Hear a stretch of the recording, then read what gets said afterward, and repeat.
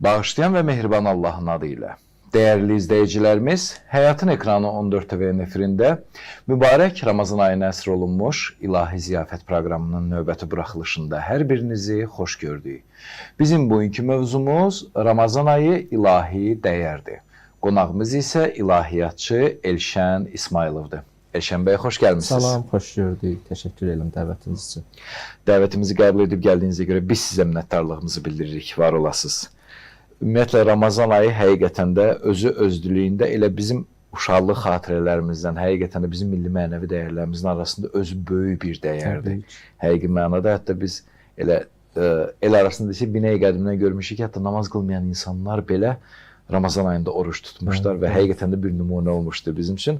Bugün amma ilahi dəyər kontekstində istəyərdik mövzumuzu müzakirə eləyək. İslam dini bizə bir çox dəyərləri aşılayıb. Peyğəmbərimiz öz risalətinin bir çox dəyərlər gətirib. Elə sualımız bundan ibarət ki, mübarək Ramazan ayı bu dəyərlərin arasında hansı əhəmiyyətə sahibdir, hansı mövqeyini tutur? Bu haqda lütfən. Bir daha təşəkkür edirəm. Allah bu ayı hamımıza mübarək eləsin. Doğrudan mübarək aydır və bu ayın varlığı ilahi bir rəhmətdir. Bismillahirrahmanirrahim və bihi nəstəin və huva xeyrun nasirin və mu'in. Ramazan ayının dəyərliliyi barəsində əvvəl istəyirəm bu məsələyə toxunum ki, alimlərin Allahı Ramazan ayının özü barədə və Ramazan ayında bəndələrin edəcəkləri işlər barəsində xəbər verir. Bəli. Bundan üstün mən dəyər bilmirəm ki, bir şey dəyərini necə izah etmək olar ki, o məsələni alimlərin Allahı ciddiyə alıb və onu Quranında, öz kitabında, yəni sözləri özünə məxsus olan kitabında onun barəsində söz danışıb və bəndələrə bu ayda diqqətli olmaq üçün, müəyyən əməlləri yerinə yetirmək üçün tövsiyələr verib, təkidlər edib. İndi düzdür, bunu şəriət kontekstində vacib, müstəhəb, filan məsələlər, yəni şəriətə salınır, amma şəriət sonradan düzələn bir məsələ, yəni hədəfin sonrakı bir məsələsidir. Sonra deyəndə əlbəttə sonradan yaranan demək istəmirəm. Yəni hədəfdən sonra gəlir. Buna praktikada görünür. Fəlsəfədə müqəddəm müəxxər deyilir. Yəni ki, zaman cəhətindən sonra yox, hədəfdən sonrakı bir məsələdir. Yəni hədəf nədir? Hədəf budur ki, alimlərin Allahı insan deyilən bir varlıq yaradıb. Həmişə deyirik ki, bunu ləqət kərrəmnəl bəni Adəm, onu şərafətli bir biçimdə yaradıb və sonra indi onun təkamül etməsi üçün, onun şərafətli olması üçün və əbədi həyata köçəndə daha uca məqamlarda olması üçün alimlərin Allahı ona bu dəfə ilahi konsepsiya göndərib. Bu konsepsiyanın da bütün sözləri, məntiqi, cümlə quruluşu hamısı özünə məxsusdur. Alimlərin Allahı Ramazan ayı barəsində orada söhbət eləyib. Bax, bu Ramazanın dəyərinin birinci göstəricisi. Mən bir neçə dənə dəyər sadalayacağam, amma onlardan biri Quranda Allahın Ramazan ayından danışmasıdır və bəndələrinə müəyyən tövsiyələridir. İndi sonra şəriətdə vacib olub, bəzi tərəflər müstəhəb olub, bu başqa sözdür. Amma alimlərin Allahı bəndələrinə ilahi konsepsiyada Ramazan ayından söz açıb. Bir neçə dənə ayə var, mən onları elə qeyd eləmişəm ki, sizə üzündən oxuyum. Bir həmin o birinci məşhur ayəsidir ki, alimlərin Allah'a Bəqərə 183-də buyurur ki, ya əyyuhəl-ləzīnə əmənu. Başqalarıyla işi yoxdur. İndi o kəslər ki, artıq onun sözünü qəbul elədilər, iman gətirdilər. İman əhlidir, onlara üzünü tutur. Çünki iman əhli Allaha bəndə olmaq istəyirlər artıq. Onlar Rəbbi qəbul eləyib, Allaha bəndə olmaq istəyirlər. Buyurur ki, ey mənim iman gətirən bəndələrim, ya əyyuhəl-ləzīnə əməni, kutubə aleykumus-siya. Rəbbiniz sizə orucu vacib elədi. Yəni, sizə vacib oldu, bunun mənasıdır da bu. Allah sizə vacib eləyir orucu. Kəmə kutubə aləl-ləzinə min qablikum. Sizdən əvvəlkilərə də mən bunu vacib eləmişdim. Yəni demək istəyir ki, alimlərdən biri deyirdi ki, belə deməklə orucun çətinliyini asanlaşdırır. Başa salmaq istəyir ki, bu mənim sizə qarşı bir diktatorluğumdan gələn bir şey deyil. Bunun mənə heç bir xeyri yoxdur. Sizdən əvvəlkilərə də bunu demişəm. Bu sizin üçün çox yaxşıdır. Yer gəlmişkən alimlərdən birinin bir sözü də var. Çox gözəl sözdür, çox qəşəng təfsiri deyir. Oruç tutmaq axı nisbətən çətindir də, çox çətin olmasa da nisbətən çətindir. Bu ilki qışa düşür, ümumiyyətlə asandır, susuzluq yoxdur, saatları azdır. Amma alimlərin Allahı, o alim buyururdu ki, orada əvvəldəki deyir, ya əyyuhəl-ləzīnə əmən, ey mənim iman gətirən bəndələrim, yəni ey iman gətirən. Deyir, belə söz deməklə bütün sanki orucun o çətinliyi də aradan gedir. Allah öz bəndəsini çağırır, ona müraciət edir. Sonra buyurur ki, mən ki, bax sizə dedim, orucu vacib etmişəm və sizdən əvvəlkilərdən də xəbəriniz olsun. Yəni, alimlər Allah bunu deməyə bilərdi. Əgər biz onu bir, nəuzubillah, diktator kimi, bir hansısa əmr eləyən kəs kimi bilsə, o bizə əmr eləyər ki, bunu edin və salam. Amma neçə dənə məsələ gətirir. Əvvələ ya eyyuhəl-ləzīnə amenü deməklə, ikinci deyir ki, sizə orucu vacib etdim, amma sizdən əvvəlkilərə də vacib etmişəm. Bax, xəbəriniz olsun. Çünki bu yaxşı bir şeydir. Sonra hədəfi və məqsədi də qısa şəkildə də olsa izah edir. Bu ki, ləhəlləkum təttəqun. İstəyirəm ki, siz təqvalı olasınız. Çünki insanın yaradılışında təqvalı olsa, o ləqəd kərrəmnəl bəni adama çatacaq. Yəni, o hədəfi ki var, istəyirəm o kəramətli və şərafətli olsun, o təttəqunla, təqvalı olmaqla alınacaq. İndi mən təqvalı olmaq barəsində də birazdan danışaram, amma hələ istəyirəm ki, Quranın bir Ramazan ayına olan baxışına baxa. Çünki sizin sualınız belədir ki, dəyəri nədədir, niyə dəyərlidir? Dəyəri budur ki, aləmlərin Allah ondan söz açır. Aləmlərin Allah onun dəyərini vurğulur. Növbəti ayəyə baxaq. Sonra buyurur ki, Bəqərə 184-də buyurur ki, və əntəsumu xayrulləkum. Biləsiniz ki, ey bəndələrim, oruç tutmaq sizin üçün çox xeyirlidir. Çox xeyirlidir. Yəni, hamısını açıq Quranda deyə bilməsən də, amma kaş biləsiniz ki, nə qədər xeyirlidir oruç tutmaq sizin üçün. Sonraki ayəsində də buyurur, və in kuntum tə'lamun, kaş biləsiniz. Ey mənim bəndələrim, kaş biləsiniz ki, oruç tutmaq sizin üçün nə qədər xeyirlidir. Bax, indi biz bilmirik. Oruç barəsində çoxlu hədislər var. Onlardan ən qəribəsi belədir. Ən qəribə hədis budur ki, buyurur ki, oruç tutanın əvəzini mən verəcəm. Hətta orada ərəbcəsində bir oxunuş var.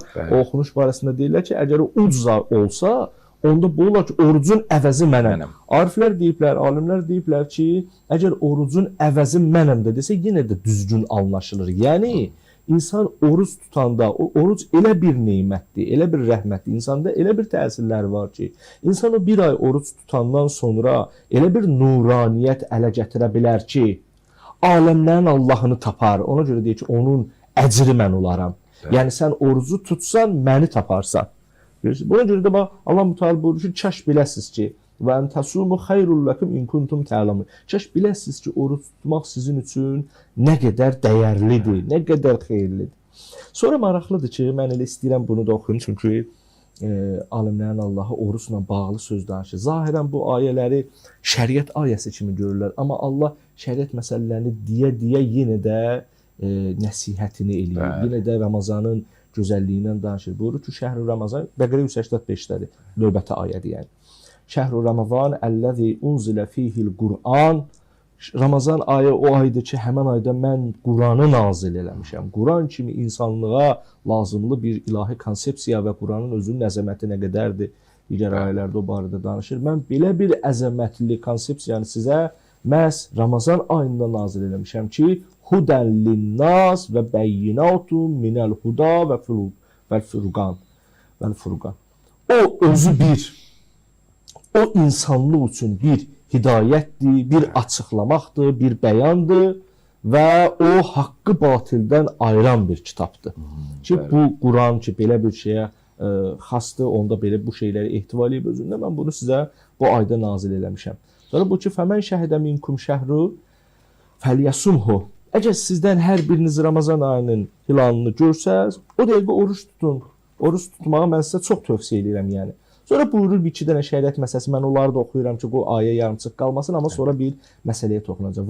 Buyurur ki, وَمَنْ كَانَ مَرِيدًا اَوْ عَلَى سَفَرٍ فَعِدَّةٌ مِنْ اَيَّامٍ اُخَرَ. Buyurur ki, sizlərdən hər biriniz səfərdə olsanız, ya xəstə olsanız da, sonradan, Ramazan ayından sonra onun günlərini tutarsınız, sonra buyurur. Baxın, şəriət məsələlərini deyə fəlsəfəsini də izah edir. Bir valideyn oları, oturar o balaca uşağına, biz hamımız belə eləyirik də, övladlarımıza həm qadağalar qoyuruq və əmirlər, amma şərhini də verir. Mənim balam belədir. Əlhəmdülillah. Alimlərin Allahı o qədər mehribandır, o qədər lütfkardır. O əzəməti ilə Quran-ı Kərimdə bizə əmrlər eləyir, amma mənalarını başa salır. Bir ayədir. Bəqərə 185. İçində görün nə qədər məsələyə toxunur. Bir dənə şəriət məsələsi deyə bilərdi, amma Gah şəriət məsələsi deyir, gah izah verir. Əvvəla dedi Ramazan ayı, o ay Quran ayıdır. Quran da bilirsiniz də necə, özü izah edir bunu. Quran da bilirsiniz də necə, Hudan linnaz və bəyyinatun, o insanlar üçün hidayət kitabıdır, o bir fərqləndirmədir. Bunları deyir. Sonra gəlir deyir ki, indi şəriət məsələsidir. Gördünüz ki, ay girdi, oruç tutun. Kim görsə ki, ay girdi, oruç tutun. Sonra buyurur ki, birdən içinizdə də xəstəniz olsa, səfərdə olanınız olsa eyb yoxdur. O tutmasın, sonradan onları yerinə yetirər. Ondan sonra buyurur ki, yuridullah bikumul yusr. Allah sizin üçün asanlıq istəyir. Və la yuridul bikumul usr. Allah sizin üçün heç vaxt çətinlik istəmir. Ey bəndələrim, yəni oruç tutmaq dedim ki, indi birdən nəzərinizə ağır bir şey gələr. Yox, qəti belə şey düşünməyin. Görürsünüz, nə qədər çətin olsa mən kömək edəcəm. Deyirsən, xəstəsən, onda tutmazsan. Əgər səfarətdəsən, yəni müsafirətdəsən, tutmazsan və s. İndi biz şəriət hökmlərini bilirik də, nələrə icazə vardır, nələr necədir. Ona görə də Rəbbiniz elə bir Allahdır ki, o həmişə sizin üçün asanlıq istəyir və heç vaxt sizə çətinlik istəmir. Ayə belə burada. Və la yuridu bikumul usr. Sonra buyurur ki, və litukmilul iddətə və litukabbirullah ala ma hadakum. Bu nə gözəl ayədir. Nə deyir Allah? Deyir ki, siz bu günləri ki, elə ki tamamladınız, elə ki Ramazan ayını tutdunuz, tamamladınız, buna görə Rəbbinizi alama hadakum. Bax, bu bir hidayət olacaq deyə. Bu hidayətə görə Rəbbinizi böyük tutun, əzəmətli tutun. Ona təkbir deyin, litukabbiru. Onu təkbirlə, böyüklüklə, əzəmətliklə yad eləyin. Çünki mən bunu sizə niyə vermişəm? Alama hadakum. Çünki bu sizin hidayətiniz üçün. Çünki insanın məqsədi, yaradılış məqsədi hidayətdir. Yəni, gələ insan hidayət olsun, hara hidayət olsun, xeyrə, şərafətə hidayət olsun. Siz ki, elə ki, bunu təkmilləşdirdiniz, ayənin dediklərini deyir. Elə ki, bu 30 günü təkmilləşdirdiniz, təkmilləşdirəndən sonra Rəbbinizi yadınızdan çıxartmayın. Niyə? Çünki bu da sizin özünüz üçün deyin, sonra da deyəcək. Rəbbinizi yadınızdan çıxartmayın. O sizin hidayətiniz üçün bunu verdi. Ona görə də siz bu dəfə də yenə onu sizə hidayət üçün verdiyinə görə bu dəfə siz onu yenə də təkbir deyin, onu əzəmətli tutun, onu yad edin. Deyin ki, ilahi sən nə böyüksən, Allahu Əkbər. Bu kimi şeylərlə ona təkbir deyin, onu əzəmətli bilin. Sonra buyurur ki, və ləalləkum təşkurun.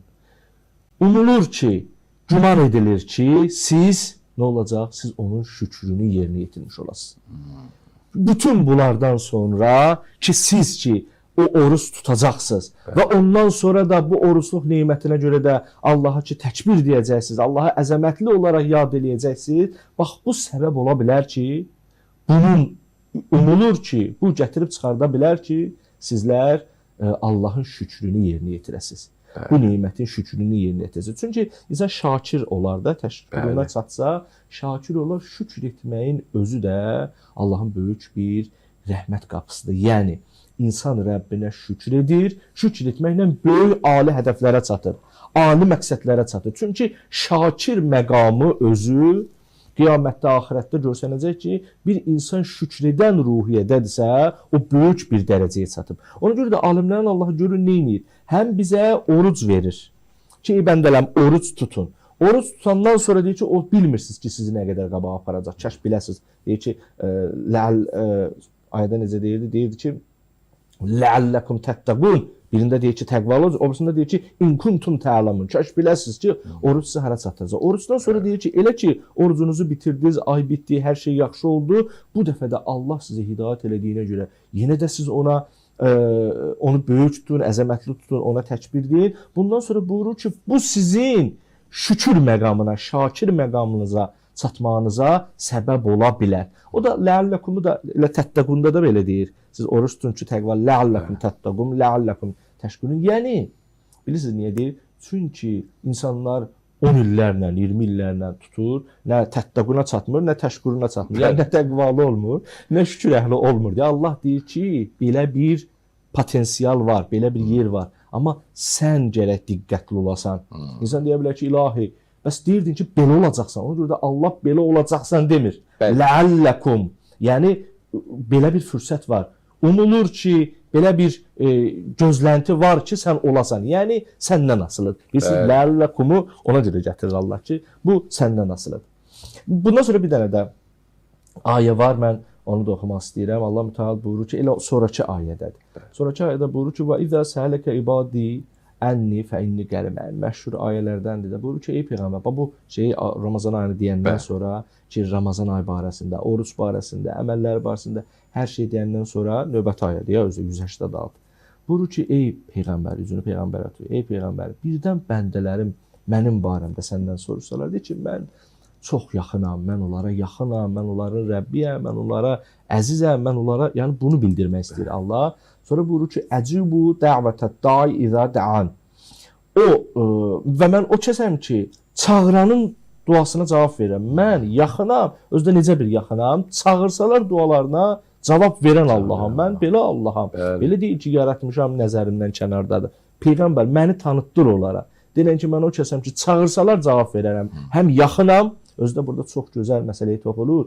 Və izə səalikə ibadi. Mənim bəndələrim soruşsa, özdə ənni, mənim barəmdə səndən soruşsalar, deyilən ki, mən yaxınam və onlar çağıran kimi cavab verirəm. Fəliyyəstəcibu li, fəliyuminu bi.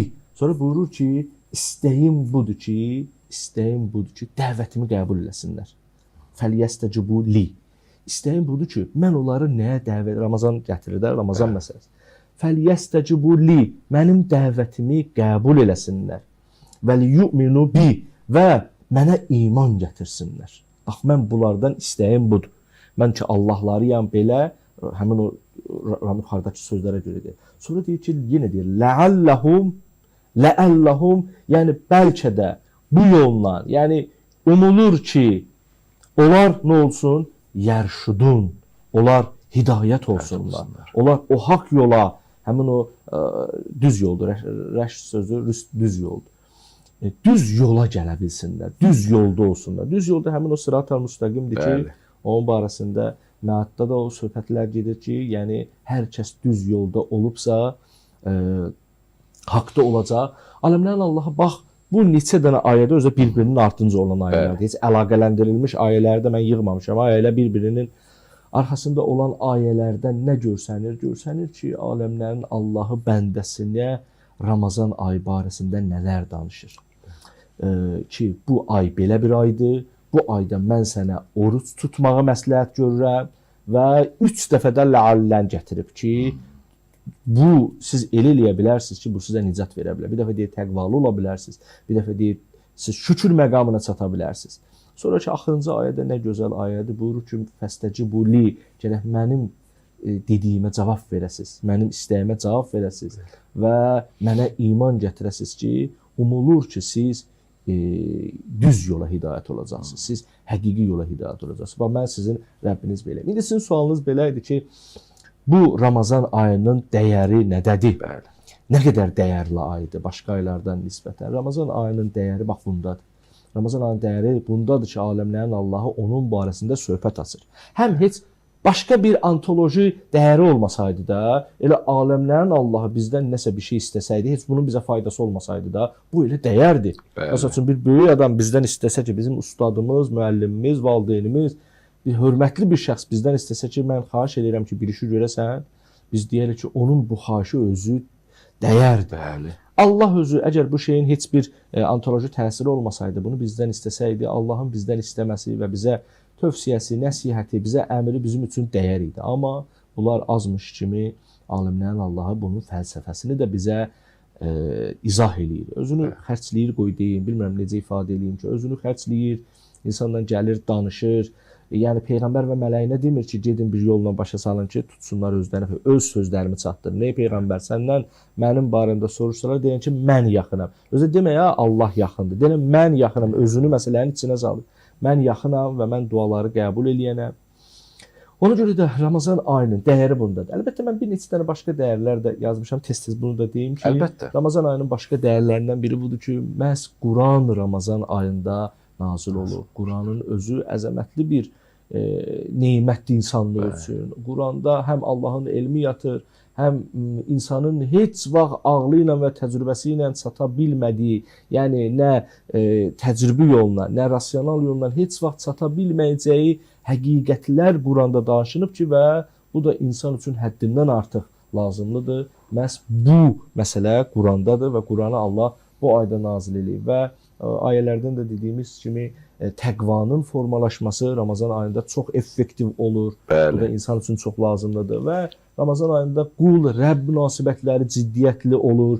İnsan özünü Rəbbini bilirsiniz, başqa aylarda insanın ibadətləri, məsələn, ən çox gündə 3 dəfə namazdır da, gündə 3 dəfə, 5 dəfə namaz qılar, amma Ramazan ayında o hər an nəfsinin istəklərinə qalib gəlməklə, nəfsin istəklərini kənara qoymaqla daim Rəbbinin bəndəliyini hiss edir. Ona görə də insanın qul və Rəbb münasibətləri gündəmə gəlir və hər bir bəndə, abd öz qulluğunu hiss edir Ramazan ayında. Bax, bu Ramazan ayının dəyəridir. Və Ramazan ayının dəyərindən biri də budur ki, Ramazan ayı insanın həqiqi potensialını gündəmə gətirir. İnsana başa salır ki, sən təkcə nəfsdən ibarət deyilsən. Sən güclüsən, sən səbr eləyə bilərsən, sən o şərafətlilik potensialını aktuallaşdıra bilərsən. Yəni, insanın kimliyini gündəmə gətirə biləcək, həqiqətini ortaya çıxara biləcək qüdrətdədir Ramazan ayı və onun orucu. Mən bir məsələni də burada tez xülasə olaraq deyim ki, Ramazan ayı təkcə orucla şərafətli deyil. Ramazan ayının özü çox şərafətlidir.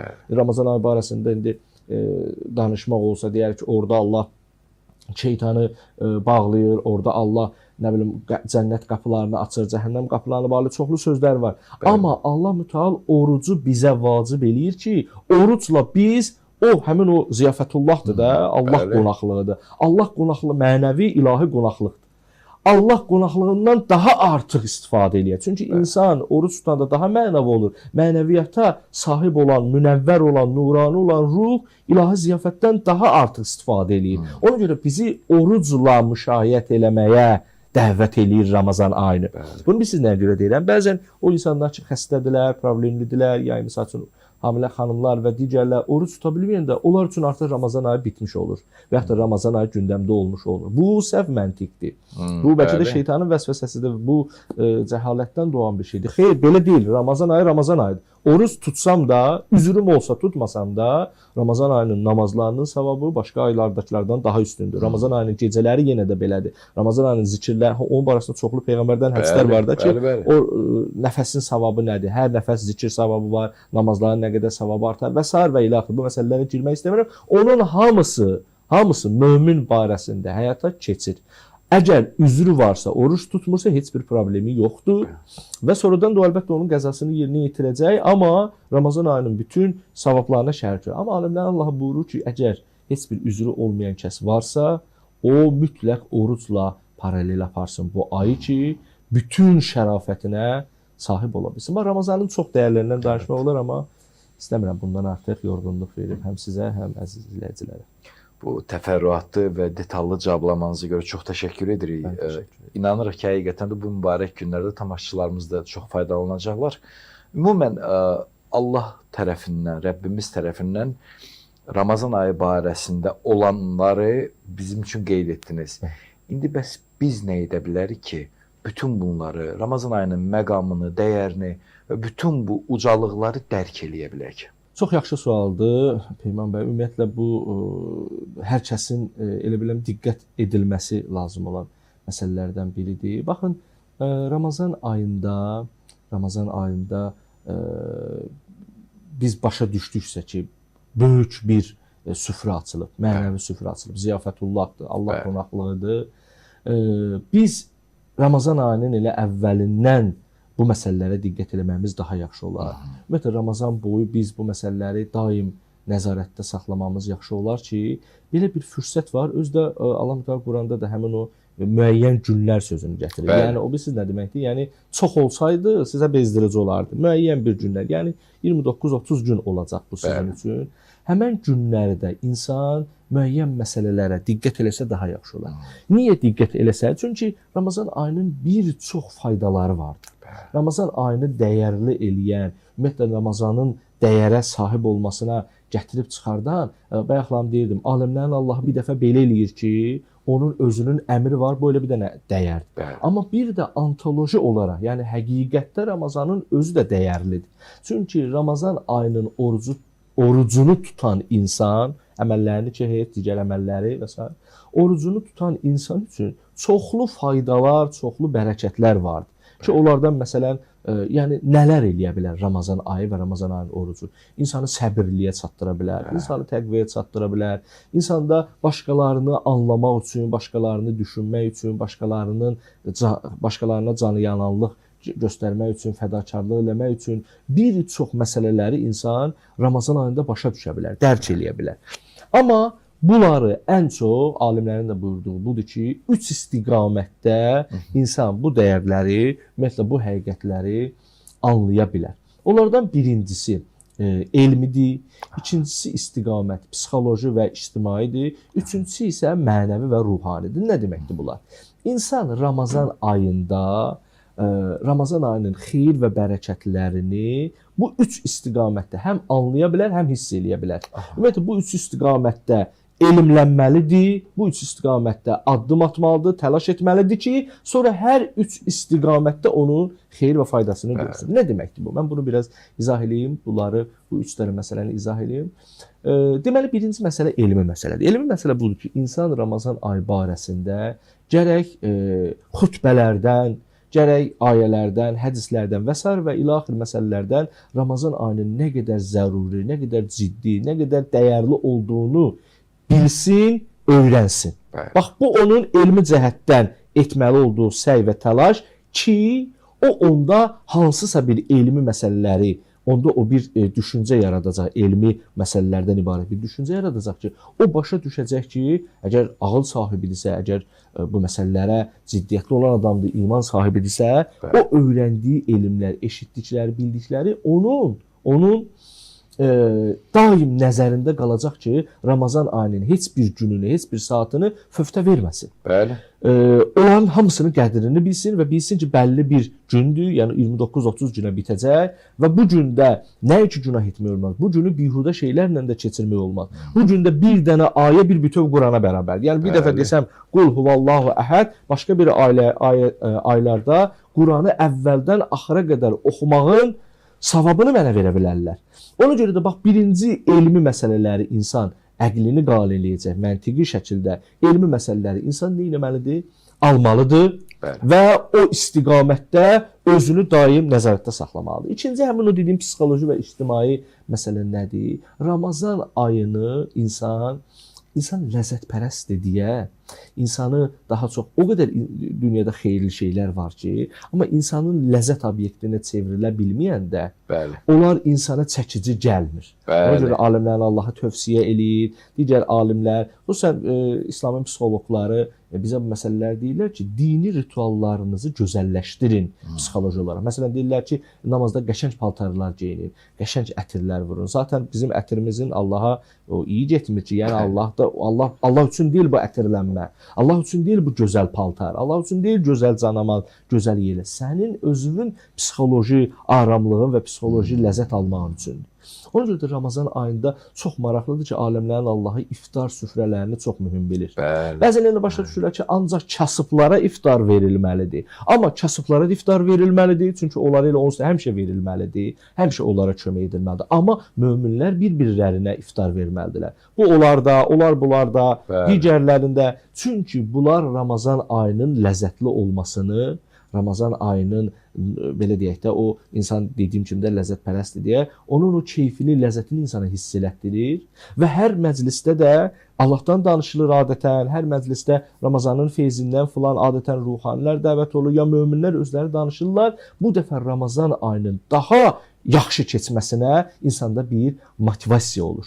İnsana stimul gəlir ki, doğrudan da bax, buradakıların hamısı bu əziyyəti çəkir. Özdə ki, Allaha şükür olsun, Azərbaycanda da heç hətta namaz qılmayan adamlar da Ramazan ayına o qədər maraqlı olurlar. Siz özünüz bilirsiniz ki, əgər iftar etmək üçün çıxsan şəhərə, gəzməyə yer tapa bilmirsən ki, harda iftar edəsən, necə edəsən, hər yerdə dolar. Bunun özü xalqa, bunun özü insanlığa, bunun özü bəndələrə, bax, həmin o sanki psixoloji bir dəstəkdir, psixoloji bir köməkdir. Bəli. Və üçüncü məsələ nədir? Ona görə də bax bu cəhətdən də bizə deyiblər ki, bunu da təmin edilməsi. Yəni belə deyil ki, çəkilin ancaq oruç tutun evə. İftar məsələlərində diqqətli olun. Xüsusən Ramazan ayında xutbələr olunan məscidlərə gedilməlidir. Bəli. Və tədbirlərə gedilməlidir. Çünki bu şeylər insanın psixoloji motivasiyasını çoxalda bilər və Ramazan ayını gözəl, nurani, eşqli, ləzzətli keçirməsinə səbəb ola bilər ki, onun hamısı da insanın təbii ki, mənəviyyatına təsirli olacaq. Üçüncü məsələ budur ki,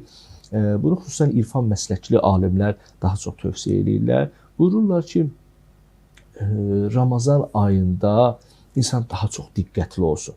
Yəni, əgər istəyirsə, bu dəfə həm də mənəvi və ruhani ləzzət alsın. Bayaqdan dediyimiz ləzzətlər psixoloji ləzzətlərdir. Yəni, o ki, gedirlər, axşama iftara hazırlaşırlar, ora gedəcəklər, orada söhbət olacaq falan. Bunların hamısı, ola bilsin ki, insan 30 günü belə keçirsin.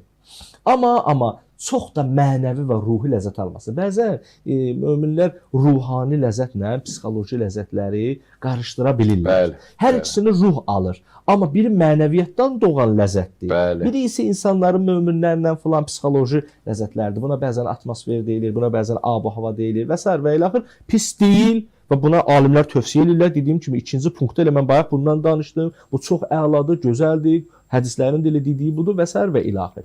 Amma belə bir qapı var. Hər kəs istəsə, belə bir qapı var. Zaten ləalləni də gətirməklə Allah bunu demək istəyirdi ki, insan Ramazan ayında doğrudan günahlardan uzaq olsa, hətta zehni şəkildə də günahlardan uzaq olsa və mənəviyyatını, nuraniyyətini çoxaldan əməlləri yerinə yetirə bilsə, ixlasla, səmimiyyətlə, diqqətlə, xüsusən Allahın zikri, xüsusən Əhl-i Beytə təvəssül, xüsusən Əhl-i Beytə salavat və digər məsələlərlə Quran oxumaq həddindən artıq təsirlidir. Bax, bu mənəvi ruhun, belə deyək, mənəviyyətli olması üçün, nurani və münəvvər olması üçün, əgər alimlər buyururlar ki, əgər belə eləsələr, onda insan həm də təkcə psixoloji yox, təkcə zehni yox, həm də ruhani olaraq orucluğun Ramazan ayının ləzzətini dadacaq.